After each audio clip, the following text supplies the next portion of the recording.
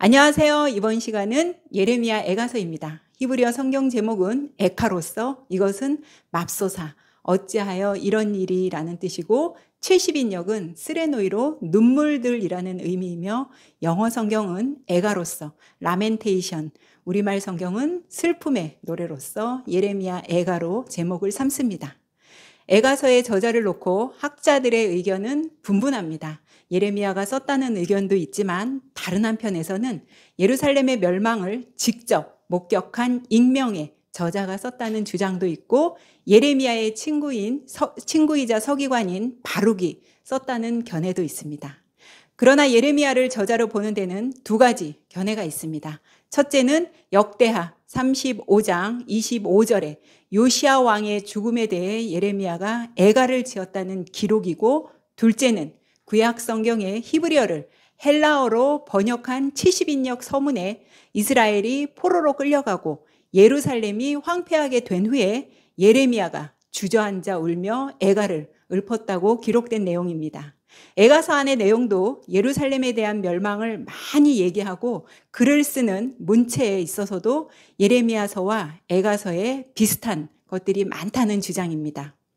애가서의 기록 목적은 예루살렘의 멸망에 대한 슬픔을 표하며 죄지은 백성들에게 회개를 촉구하게 하고, 하나님의 약속은 변함이 없으시고 신실하시며 악에 대해 끝까지 심판하시지만 그럼에도 돌이키는 백성들에게 새 희망을 주시기 위함입니다.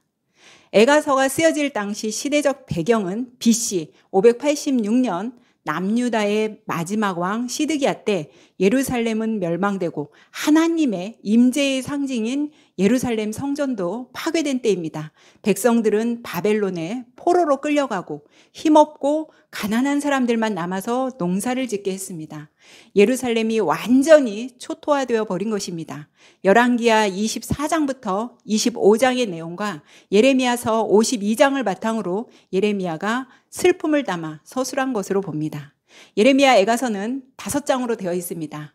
1장은 예루살렘이 멸망한 후에 황폐해진 것을 보면서 슬픔을 표현합니다. 예루살렘을 과부로 의인화하며 시온의 딸로 부르고 이 여인이 슬피 울며 비통해하지만 아무도 도와주고 위로해주지 않습니다. 2장은 하나님께서 화를 내신 이유는 이스라엘 백성들의 죄 때문이며 이로 인해서 하나님이 진노하신 내용입니다. 3장은 죄를 지은 백성들에게 회개를 촉구하며 여기서 보여주는 고통받는 남자는 이스라엘 전체 백성을 대표합니다. 4장은 멸망 후의 예루살렘으로 예전의 영광과 지금의 치욕스러운 비교가 잘 드러나 있습니다. 예전에는 열국 중에 으뜸이었지만 지금은 초토화된 예루살렘 도성이 된 것입니다. 이방 나라에 대한 심판도 묘사하고 있습니다. 5장은 하나님께 자비를 구하며 간구하는 공동체의 기도입니다. 애가서의 내용은 논리적으로 서술한 표현이라기보다는 비탄의 현실에 대한 감정적인 반응의 시적 표현입니다. 총 5장으로 구성된 애가서는 3장을 제외하고는 각 장이 각각 22절로 되어 있습니다.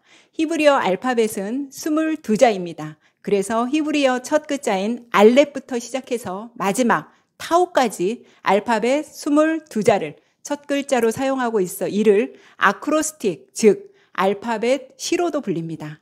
1장, 2장, 4장, 5장은 22절로 끝이 나지만 특별히 3장은 22절의 3배수인 66절로 되어 있습니다. 또한 1장부터 4장까지는 각 절마다 알파벳의 순서로 첫 글자를 따서 문장이 시작되지만 마지막 5장은 22절로 되어 있으나 알파벳의 순서는 아닙니다.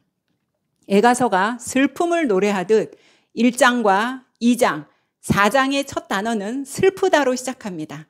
애가서는 요시야 왕의 죽음에 대한 슬픔과 예루살렘이 멸망 후 황폐해진 조국을 보며 비탄한 마음을 노래한 시입니다.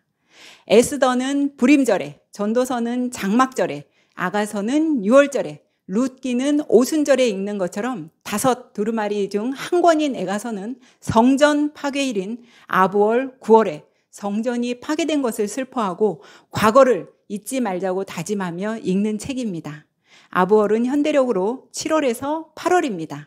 또한 혹자는 금식절에 읽기도 하고 어떤 사람들은 매주 금요일마다 애가서를 읽기도 합니다. 황폐해진 예루살렘을 보면서 재앙의 원인이 남유다의 죄악에 있음을 깨닫습니다. 하나님의 명령을 어기고 선지자들의 말을 듣지 않은 것이 원인입니다. 남유다보다 더 나쁜 바벨론에 의해 멸망당했지만 바벨론은 남유다를 심판하기 위한 하나님의 도구일 뿐입니다. 정작 애가서에는 바벨론에 대한 언급이 전혀 없습니다. 남유다가 힘이 없어 강력한 제국 바벨론에 의해 패망한 것이 아니라 이들의 멸망은 남유다 자신들의 죄악 때문이었습니다. 재앙의 원인을 제대로 알았으니 다시 회개하고 돌이켜 하나님께 돌아가자고 합니다.